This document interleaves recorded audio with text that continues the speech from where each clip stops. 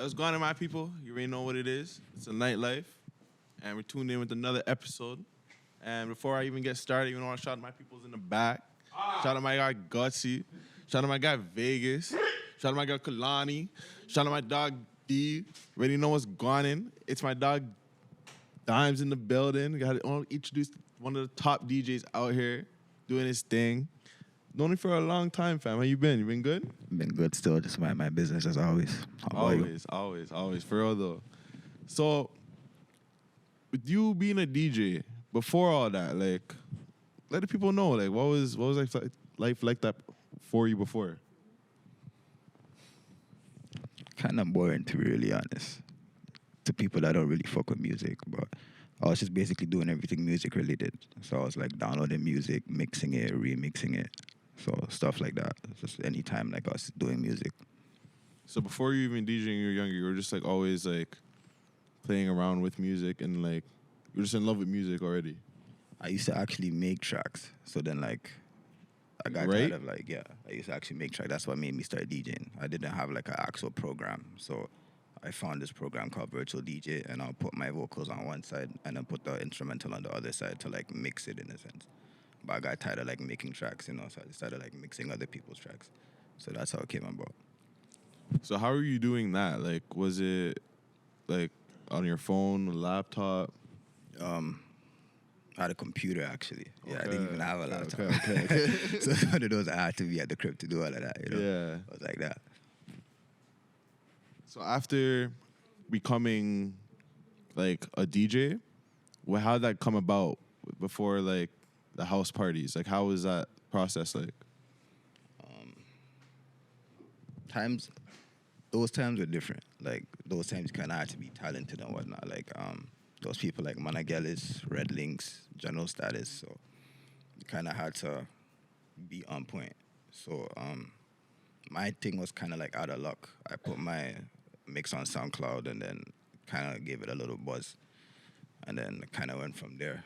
I got a few bookings, but it wasn't anything major. It was more like a birthday party or like, yeah, more like birthday parties to be honest. And then it kind of went from there. So how long were you doing like the house parties for? House parties were a thing for like a good while. Like it kind of died to like, let's just say from 2014 to 2016. Like after 2016, everything was like a venue. And I wasn't really of age at the time, so it wasn't really clubs. So Makes sense, yeah. Yeah, like I came to that's where I met you. I came to it when we were, you know, we were super young them times. Yeah. Before we were in the clubs and shit. Man, very young as hell. Especially in the ends, it was lit. It was lit. Those house parties were different, you know? So them times, like, what kind of crazy shit was going on? You know, the gun were really on it. Like, I know you were spinning and like, you know? So what was really going on up there, you know? Yeah. I would just put it like this. It was a different time. Like, girls were, like, less shy. Let's just put it like that. You know, like, these days, like, girls are, like... Let's just put it like this. Everybody knows each other. Mm-hmm. So it's, like, everybody's more selective for what they do. Like, back in the days, we had BBM. We'd even have, like, Instagram like that. So everybody was just doing their thing type shit. I hear that. So transitioning from the house parties to doing venues now, like, what was the process of, like, getting into the venues like? Because, I you know me, I tried super hard how many times, and it was, like, sometimes they wouldn't allow it because they didn't understand where I was coming from because they didn't know what I seen it, but they never knew. And then, so, like, what was that process like for you, like, especially when I couldn't, like, help and stuff, like, before? For me, it was kind of, like, the only option because at the time, I didn't have a buzz. So I looked at it like, let me have my own parties. So I kind of had to get a venue. And, like, I don't even think, like, Airbnb was buzzing like that.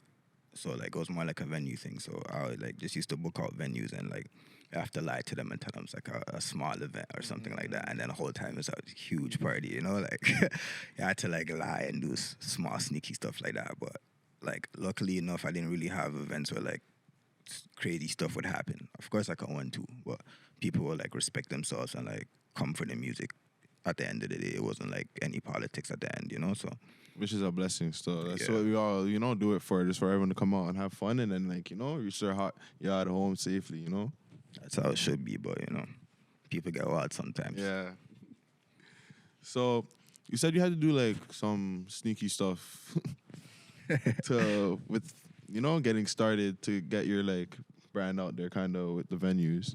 Yeah. What was that process like afterwards when they like say you told them it was small, but it really came like to be a big thing? What was that like? Like what kind of headaches did you have to deal with? Funny enough, I never got caught. The only time I got caught was this one event I had in Scarborough. Somebody had brought like, brought it inside. It was a chaos. Everybody started to run, and then somebody like broke the glass. And in a sense, now you kind of have to address it, So that's the only thing, really and truly. Like other than that, everything always goes smooth. Like maybe like there'll be like garbage or some stuff like that, but like everything always goes smooth. I hear that. So with people like I come to cause chaos, because obviously like we do parties like that happens sometimes. Like what do you feel like goes through their minds when they're doing those crazy things? I feel like it's a mixture of people are intoxicated and the music. Like it's just when things are going so well, people like take it out of control. Like not everybody turns up the same way. You know what I'm saying? Like me and you can probably get turned off for not even being on anything. You get what I'm saying? Like just listening off of music. Like some people need extra stuff. I can't really think for anybody else, but just imagining, I feel like they just get too lit and then crazy stuff occurs, But everybody's different, so that's just how it is, to be really honest. So what's the craziest thing you've seen that you can like speak on? Yeah, I've seen too many. Speak on one, two. Speak on one, two that like, I've been to like events where like we're sitting right here, the window is right there, and like bullets are flying out and like everybody's running. Like people are getting trampled. I've been to like big events, same thing. Been to like events where like police shows up, everybody has to run. Like I've seen so many things. So many things. Fights? That's like almost every fourth party. The craziest fight I've probably seen was it was a fight and then it ended with somebody got touched, but it's where they got touched that was hilarious. That's the craziest thing that I've seen. What do you mean it was hilarious? They got touched in the lower back. Lord. From running type shit. And it's like yeah. I guess nigga didn't have aim or purposely aimed that way, but it was just hilarious though. Like that's the funniest thing I've seen. So do you feel like with parties, like obviously like we're outside, have a good time, we're there for like good vibes. But with say people say it's dark, how do you feel like you control yourself with like, everything's good vibes with you, but like you're around the dark energy more times? Me personally, I just do what I have to do and then I leave. So like I come in, I say what's up to whoever like I know. I do my set and then probably linger around for like 5 minutes and then I leave. More times it's like I hear something when I get home, but I'm not really fully there to see all of that. Especially if it's not my event, like I don't feel the need to like really chill over there. That's because like depending on where you are, because like in Toronto it gets dark, right? So like you kind of can't chill there for too long. Certain cities it's whatever, like you can chill there till the end, get your money from the promoter and chill, like Anchor days and shit. Yeah, like that's chill over there. Yeah. You know what I'm saying? Like, but other places you'll just have to do your thing and then cut, because people get crazy, right? So that's just how it is. Have you traveled and partied yet? Furthest I went was Montreal. Okay, so you seen 112 Vibes in Montreal. What was that like? Montreal is interesting still. Like it kind of lets you know that like places are different for real. Like people operate different. Like they are like into soca more. Like we see out down here we're more into dancehall. Like they're more into soca, but the vibes is nice. Like they're more outgoing than people in Toronto. Like people in Toronto is like always in one corner, like mean mugging you and shit. Like Montreal's not really like that. Like everybody's like, hey, what's up? Hey, what's up? So over there is lit.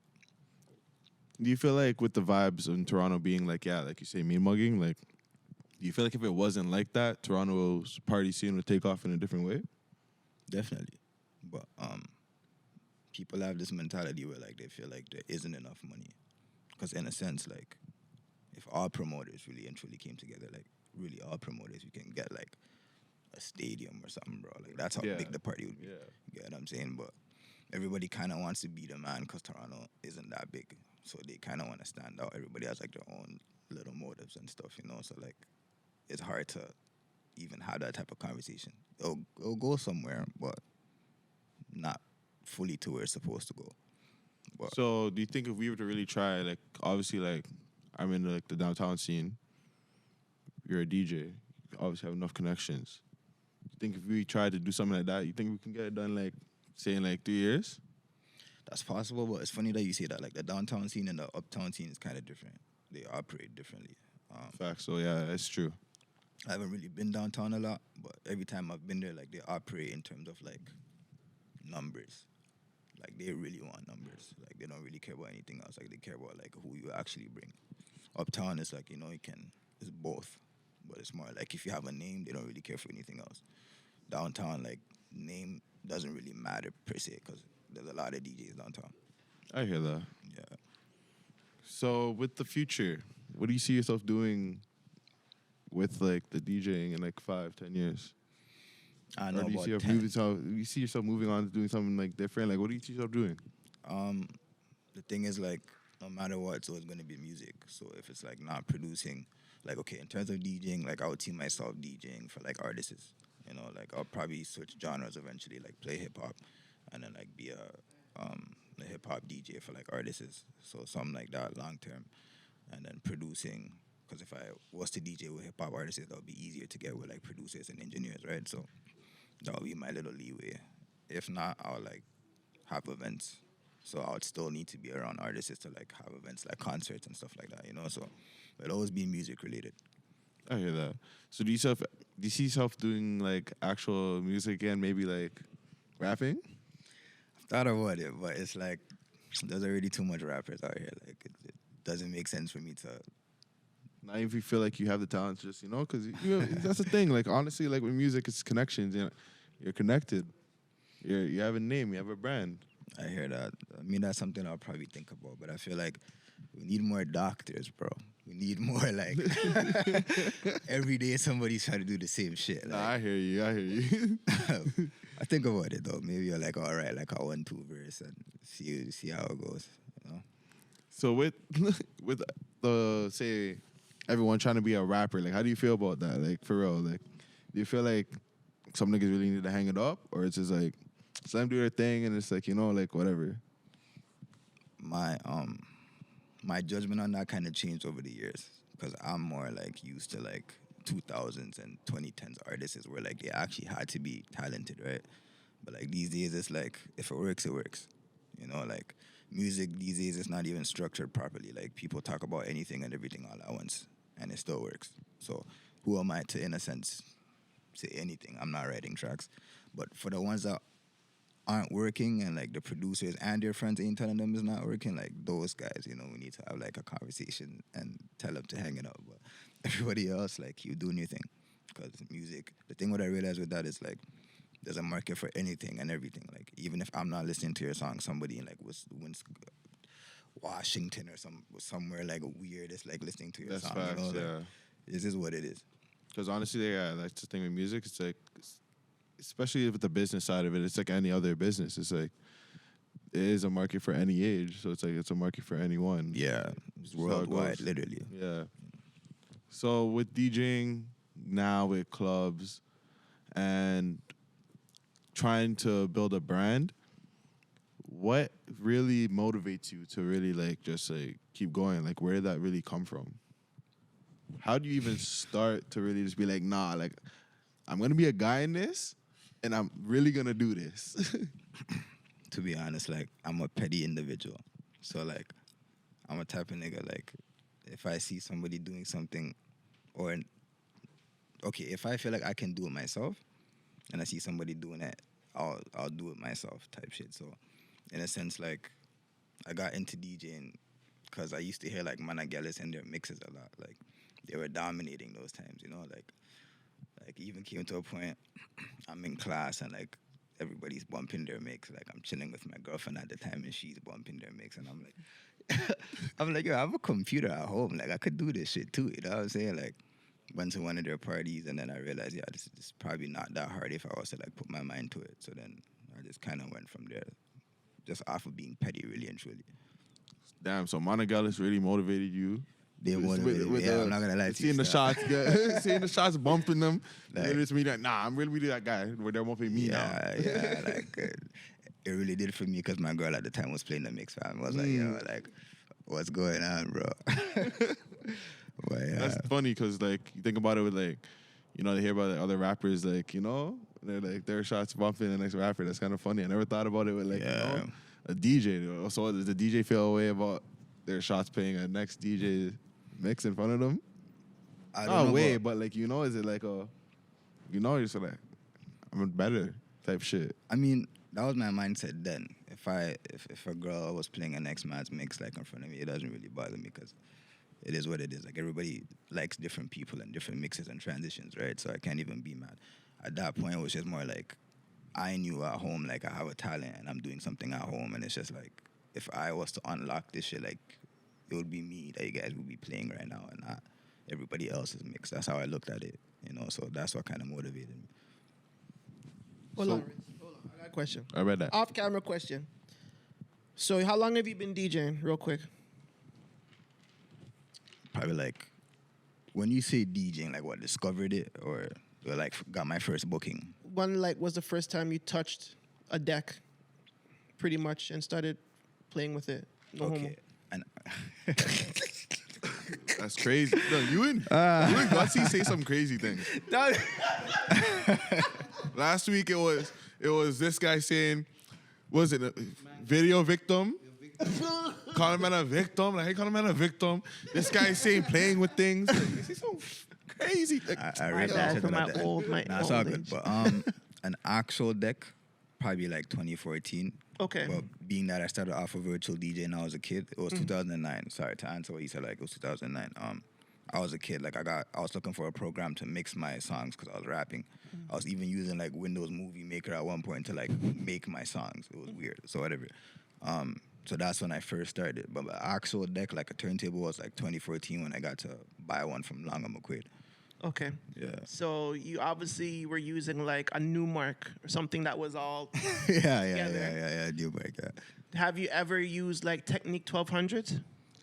I probably have at a club, but not personally for like my own use. Like the first one that I bought after Newmark was a Pioneer DDJ, and I kind of just loved that. Like I never went to anything after that. I was just kind of stuck on that. So I may have played with it at the club, but even when I play with like turntables at the club that I'm not used to, I usually just use my laptop. Like I'll just use the fader and just the rest is just a laptop. So Technique 1200s is realistically like 2 turntables and a mixer, like literal with the turntables with the records and shit. So those ones, okay. Yeah, I want to know, like, do you feel it's important to go back and kind of like experience those things as a DJ before like actually getting into the craft, or do you feel it's not necessary and what you did into your career is suffice?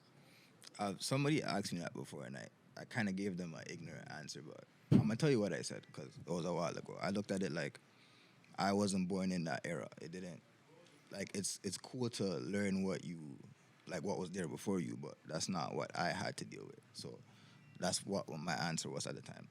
In a sense, like my answer now would be, it all depends on what type of DJ you're trying to be, because in a sense, like club DJs, they kind of are used to a certain set of like turntables, like they used to like CDJs, and like the turntables that you're talking about, like the actual turntables, like they don't really use them anymore like anywhere. Like they probably use it for like home use or something like that. Like other people use it, don't get it wrong, but that's probably like people that do like EDM or something like that. But in the market that I'm in, like hip hop, dancehall, it's mainly like CDJs or like turntables. So it's people don't really use records. But to answer your question, like it probably is important, but that just all depends on what you're trying to do for yourself as a DJ. So everybody else is different. Yeah. So for you, realistically, it doesn't matter. For you, anyways. Probably not. Cause after me, I've seen people DJing off of their iPhones, you know, and I had to use a turntable. So it's kind of like an older head would probably look at me and say the same thing like what you're telling me, and I'm looking at them the same way, like how you using your phone. Like I had to use an actual deck. So like everybody else is different. Like all depends on what you want to do, really and truly. No, that's real. Respect. That's all I gotta say. Wait, people actually be DJing off the iPhone? You just said. I went to this one house party, bro. Before I got there, like music was playing, so I'm here thinking there's a DJ, or at least like they have like a mix playing. So I'm walking. The turntable or the setup is right there, and I see a man on his phone. So I'm thinking, all right, cool. Maybe he's just playing the music off of his phone. I knew the guy somewhat, so I held him up. I look into his phone, and the man has like a fake deck running, and the song that's playing in the meantime, like on his phone, and I'm like, okay, that's new. I've never seen that before. Like, so people. Did he tell you how like he was able to do I it? didn't even ask. You didn't even- like, yeah, I never seen him before. That's a little crazy still. I never seen a DJ off the iPhone. I was so flabbergasted, I just kept it moving, bro. Not even ask. No, that's mad still. So like, as a DJ, like, what do you think the key things, like as an outsider, say you're just like, a party person outside of the music, what do you think the key components are for a party to be like, like this is fun? Okay, we're in a new time. Like, when I started off, you kind of had to be good, or you kind of had to know what you're doing.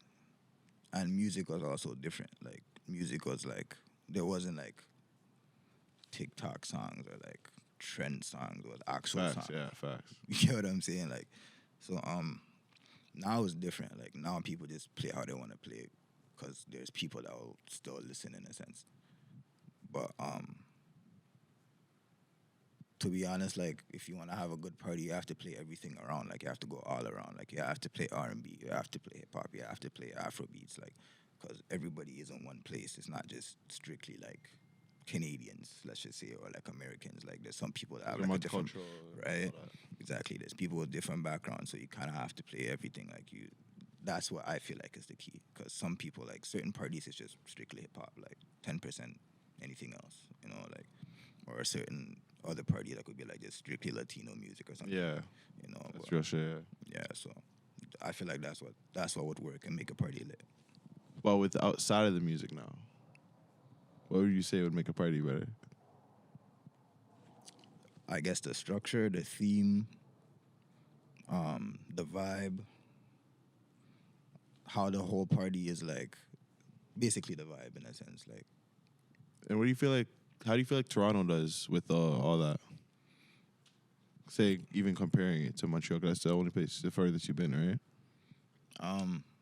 Toronto, like, everybody in a sense has parties. There's always a party going on everywhere, and I didn't actually realize that until COVID, because it's like, even though we're all supposed to be locked up, like, I'll be at a party, I see a next person at a party, and next DJ's at a party, and I'm here thinking, like, this party's around, like, everybody is here, like, there's like 300-400 people here, and I check somebody else's snap, and same thing, right? So, these days, like, I feel like people just kind of go with the flow. Back in the days, it was more like selective in a sense. Certain stuff had to make sense. These days, if it looks all right, like, people will go, because, like, literally there's a market for anything. Like, there's, like, now, for example, like, Afrobeats parties are like very big. Like, they weren't that big like before COVID, right? Like, now they have a big following. Like, the dancehall people are still doing their thing. Hip hop people are doing their thing. So, like, it's a market for anything at this point. So it's just all about like where you as a person, like somebody that loves music, wants to go. Like, if you just want to be at a strictly hip hop party, like, you kind of go downtown-ish, If you want to be like multicultural vibe tonight, like, you kind of go uptown or like Scarborough or something like that, like, that's where you'll get that. So, yeah. So you're saying like the different genres of like music. Do you feel like the different areas that play all the different genres? Go in Toronto? Yeah, I would say Toronto. It's more of like the owners of the club.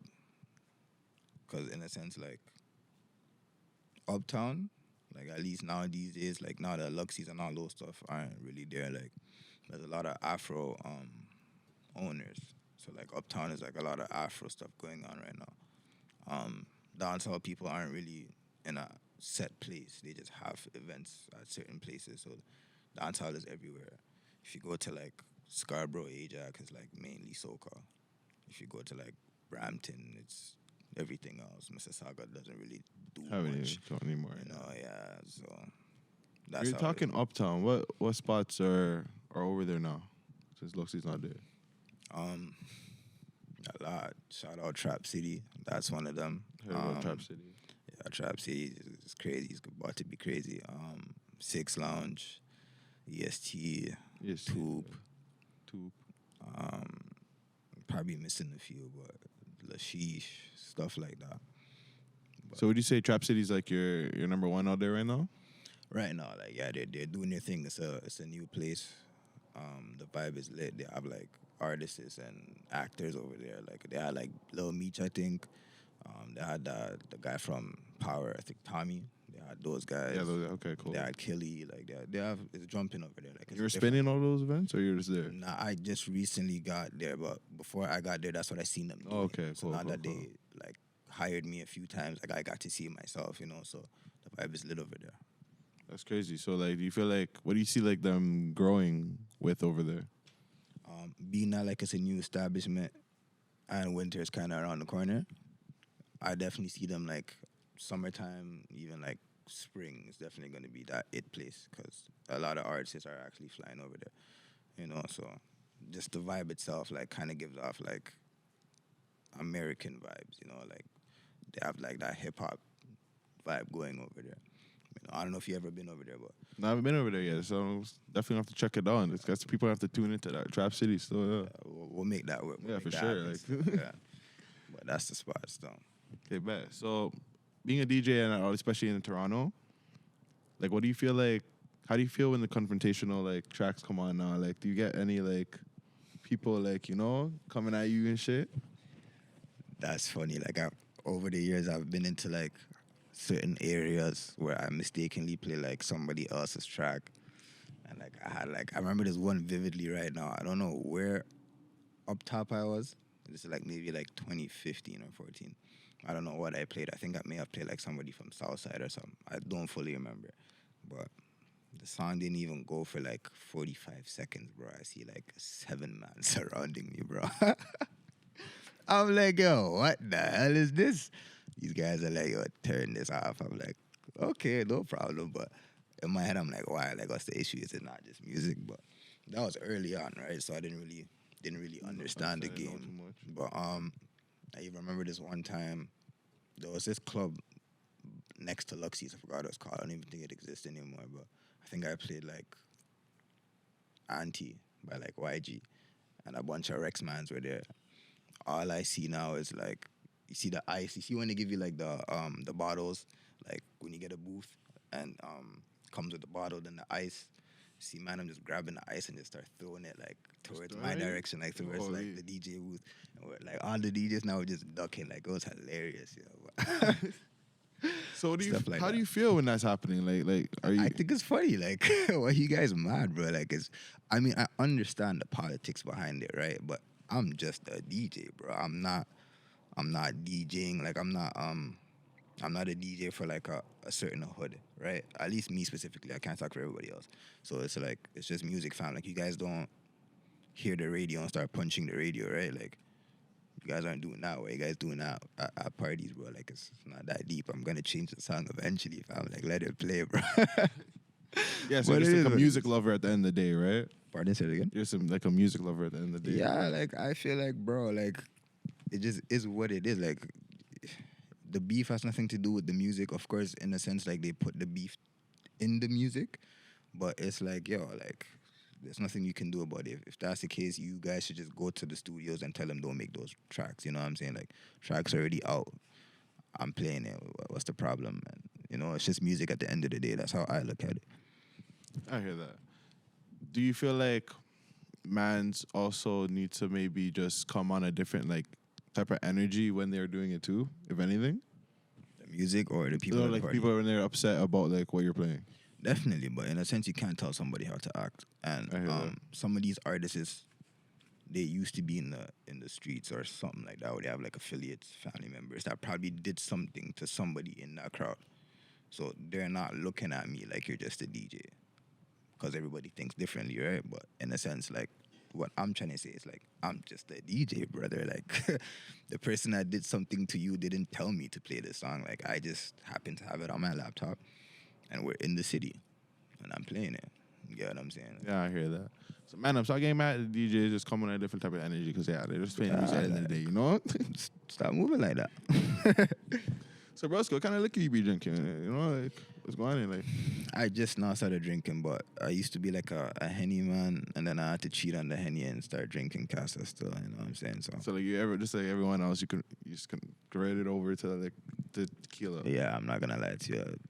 So I remember, like, right now. yeah, like, beginning time before COVID, everyone was on Henny. Everybody. Fam, do you remember, like, at parties, like, or even clubs, the prices for Henny was, like, maybe, like, $2.50 or, like, $3. No, And then Casa was, like, $1.90 or something. Yeah.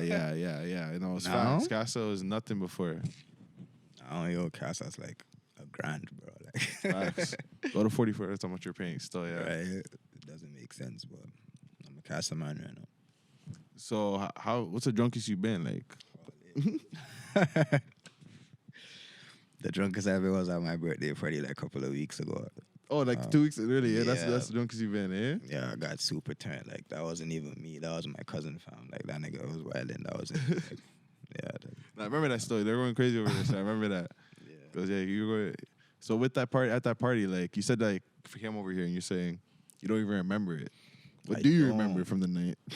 Okay, I remember I got in at like 11:30 or Ram, or like halfway Ram. I seen you at the beginning, you know. Literally as we're walking, I as seen soon you. as I pulled up, like, cause I think I got to go in before you. I'm not sure if you went in before me. I think, yeah, like just around, like, just before you. Yeah, so I seen outside. I mean, I seen inside. It was like almost Ram already, and then outside still had a crazy ass lineup. Yeah. So I remember that. I remember DJing. Literally after I stopped DJing, everything went black. What you guys pop off again? What were they popping off again? What were you drinking? Like what bottles? I mean, I was just mainly on the Casa that night. Like, I wasn't touching. You remember any any of that after that, right? Man, trying to give me any. I'm like, nah. Like, Not okay. There's a 121 over there still. Yeah, but I think there was 1800 as well. But I think I touched that a little bit, and then everything else was a Casa night. I hear that. So What did you drink that night, yo? I was on Casa. Okay. I was on Casa. Man's hate Henny now, bro. Like, Trust, like, honestly, I was talking about even last night. I was at UV. My dog got the XO just because, like, we're like fam. Haven't got the Henny night in a bit. I was off the Henny. I was like, yeah, this is why we don't drink the Henny because we get too activated off the Henny. like, I had Henny, I think, last week at this party that we had. My team Explosion. We had this party, and I had Henny, and I realized, yo, like, Henny's not really it. Like, it takes you a little bit longer to get drunk compared to, like, Casa. Like, Casa, you don't even feel it. Like, you leave the club, you turn. Yeah. Facts. You know, but shout out Henny same ways. So with Team Explosion, how did that come about? Explosion came about, YP Links. YP. You must know Yeah, YP. I know YP. YP Shout out YP. notorious. Shout out YP, bro. So YP was, he's like affiliated with like 6bus. So Okay. I guess like eventually he kind of just wanted to do his own thing. Like, he's still affiliated, but he just wanted to have like events, you know? Yeah. Yeah, so he just hit me up one day and he pitched the idea, and like literally it was from scratch. Like, we probably didn't even have the name yet. Just like, yo, trying to have a group. We had like he literally linked me like March, April. We had a party at Anchor. I don't know if you came to that. It was called like Ballers Night Out. We had that with Northern Mafia. I don't know if it was sold out, but it was a ram in there. Whatever. It went well. We had a few more parties after that. Just kept having parties, and then we realized like a lot of people gravitate to our events and stuff, you know. No, you guys are seeing, like, especially on Snap, like, we seeing like my Snap, like, what we go on and when you guys throw your parties, I'm just like, yo, they got them lit. Like, they got them just shaking ass all over the place. It's crazy. I'm not even Beer there when bottles they're shaking flying. ass, but I see that stuff. You spend most of the time, right? Most of the time. Like, we also have DJs as well on our group. We have Lefty and CC. Yeah. So if it's not me, it's them too. Okay, cool. Yeah. So what other promoters are there too? We have a lot. So YP, as you know, we have Lolo, we have TK, CP, Desi. We have a few people still. Sorry to the ones that I didn't mention. My bad. There's too many. It's just of a us. lot, yeah. Yeah, like we have a big group, and that's how like I guess the promotion works because there's a lot of us, and like everybody's like influential in their own way. You know what I'm saying? Like one does hair, so she has a lot of people coming into like her store, so she'll just bring the word out like that. Like one does like TikToks and stuff, so fan base over there. So stuff like that. Like that's why everything's been working. So That's the thing with partying. I just feel like it's so diverse with like how people can like get into it. Like, right. 'cause it just depends on like your network for real. It's all about who you know at the end of the day type, so that's how it really goes. So how do you build your network?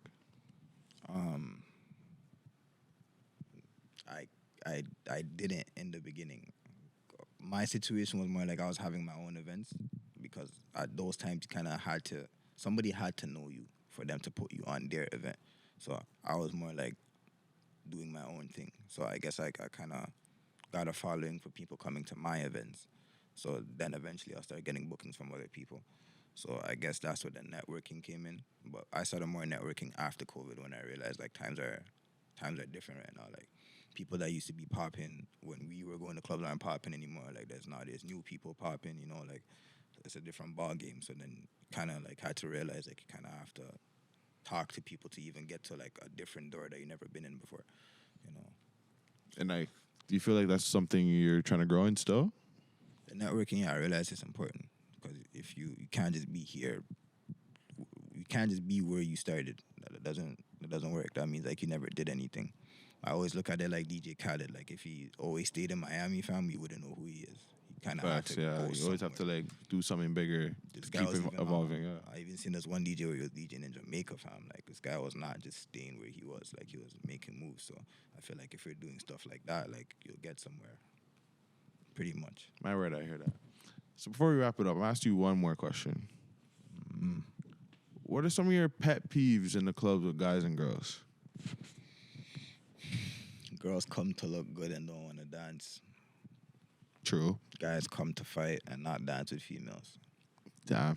That's weird. So you feel like guys bringing that weird energy with like not dancing with the shorties and just me and mugging the whole time is like a big thing, or do you feel like it's the opposite with the girls coming and not just like being stush? Okay, let me ask you this before I answer. Have you ever been to a soca party? Yeah. Like a fete? Yeah.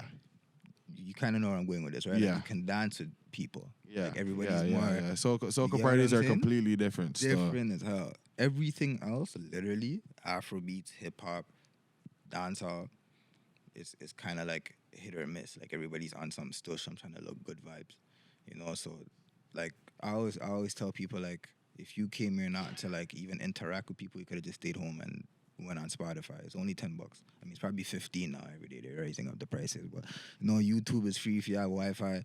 Could have just stayed home. Could have just stayed home, but dudes are weird. Gal am I weird. People are weird. What can you do? At the end of the day, they're still all in one place, so you still have to cater to all of them. You just make sure like the party goes well at the end of the night. I hear that. So give some advice to like DJs coming up before you leave. Like just what do you have to say to like the younger generation of guys trying to like do their thing? Start from the beginning. Like if you're gonna download music, start from the beginning. Don't download like not necessarily download, but if you're actually gonna take DJing serious, don't start from like music that came out this year or last weekend. Like if you actually wanna start from somewhere, you have to go back to like let's just say 2000s and get music from there, study music from there, download all the way till like you catch up, because that way you can like learn as you mix in a sense, and that will also help you in the long run, because if you're starting from all the way back then, like you can be at events where like it's a different crowd, like older crowd, because you have older music. Brings in a different bag. Compared to like you only have music that came out like last week, and like now you can only DJ for like kids, because that's my advice to DJs. That's DJ Dimes. It's Rich Carlton. Gutsy in Vegas in the back. Shout out Grab a Queen. That's another episode wrapped up.